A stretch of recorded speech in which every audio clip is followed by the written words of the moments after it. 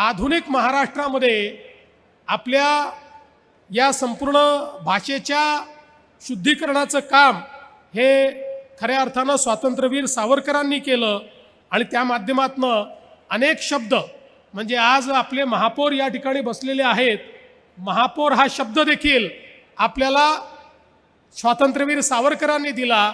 आम्ही सगळे विधानसभेतनं आलो, विधान भवनातनं आलो, विधानसभा, विधान परिषद हे शब्द देखील स्वातंत्र्यवीर सावरकरांनी आपल्याला दिले आणि असे अनेक शब्द खरं म्हणजे आपल्याला स्वातंत्र्यवीर सावरकरांनी दिले.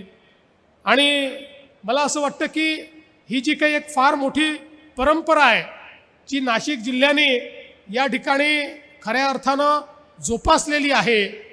मला असं वाटतं की आज त्याच नाशिकमध्ये हे संमेलन या ठिकाणी होतं आहे. ही आपल्याकरता अत्यंत महत्त्वाची गोष्ट आहे आणि कविवर्य कुसुमाग्रजांच्या स्मृतिप्रित्यर्थ आपण जो मराठी भाषा गौरव दिवस साजरा करतो त्या दिवशी होत आहे हे देखील अत्यंत महत्त्वाचं आहे.